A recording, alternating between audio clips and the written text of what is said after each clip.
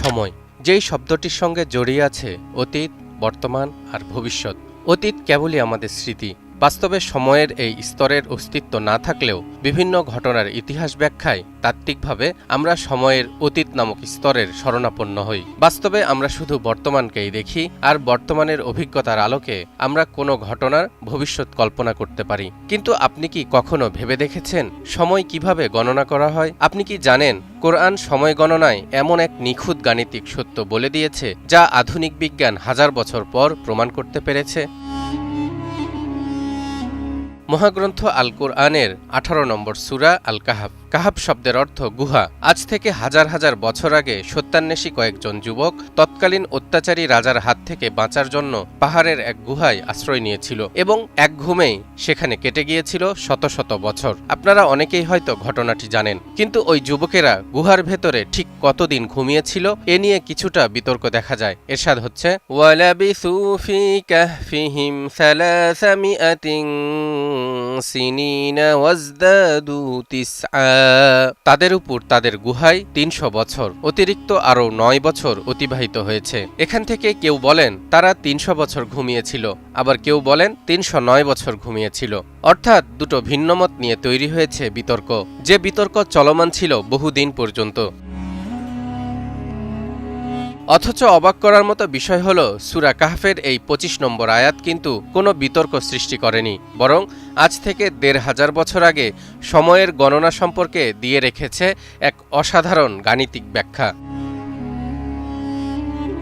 দর্শক, বলুন তো আমরা মাস এবং বছরের হিসাব কিভাবে করি? উত্তরে নিশ্চয়ই বলবেন বঙ্গাব্দ, খ্রিস্টাব্দ এবং হিজরি, এই 3 ধরনের ক্যালেন্ডার অনুসারে। বঙ্গাব্দ এবং খ্রিস্টাব্দ এই দুটো ক্যালেন্ডার গণনা করা হয় সৌরবর্ষ হিসেবে, আর আরবি হিজরি সন গণনা করা হয় চন্দ্রবর্ষ হিসেবে। মহান আল্লাহ তাআলা সূরা আর রহমানের 5 নম্বর আয়াতে বলেন, আশ-শামসু ওয়াল কমারু বিহুসবান।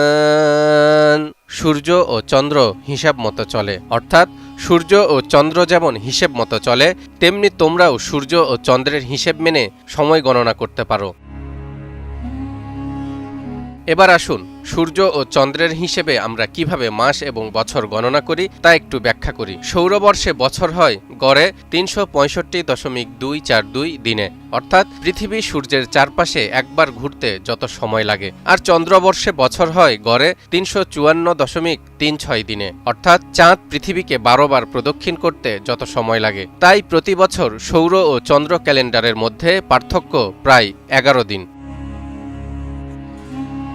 বিষয়টির ব্যাখ্যা আরেকভাবেও দেয়া যায়। এক বছর সময়কাল হচ্ছে প্রায় 365 দিন 5 ঘন্টা 48 মিনিট 47 সেকেন্ড। আমরা 365 দিনে এক বছর হিসেবে গণনা করি, কিন্তু আর 5 ঘন্টা 48 মিনিট 47 সেকেন্ড অতিরিক্ত থেকে যায়, যা 4 বছরে হয় প্রায় 23 ঘন্টা 15 মিনিট 8 সেকেন্ড, মানে আরও একদিন বেশি।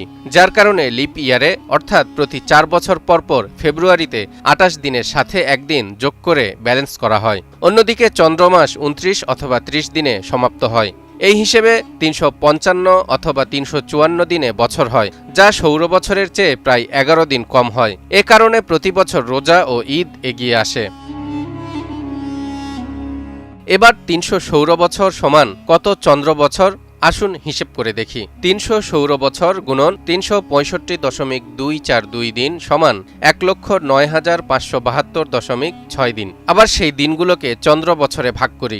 1,09,572.6 ভাগ 354.36 সমান 309 বছর, অর্থাৎ 300 সৌর বছর সমান 309 চন্দ্র বছর। কোরআন যেটা 1400 বছর আগেই বলেছে, তারা গুহায় ছিল 300 বছর এবং আরও 9 বছর, অর্থাৎ সৌর বছরের হিসেবে 300 বছর আর চন্দ্র বছরের হিসেবে 309 বছর। তা আজকের আধুনিক বিজ্ঞানেও হুবহু মিলে গেছে। দর্শক, সূরা কাহফের 25 নম্বর আয়াত শুধু 300 কিংবা 309 বছরের এক সাধারণ সংখ্যার কথাই বলে না, বরং আরও ব্যাখ্যা করে এক আশ্চর্য গণিতের, যেখানে সূর্যের বছর আর চাঁদের বছর একত্রিত হয়েছে এক অসাধারণ সাদৃশ্য নিয়ে। এটি কি প্রমাণ করে না এই কিতাব মানুষের লেখা নয়? এটি তো সেই স্রষ্টার কিতাব, যিনি সময়, স্থান এবং মহাবিশ্বের সকল নিয়মেরও অধিপতি। তালহা ইবনে রেজা, নিউজ 24।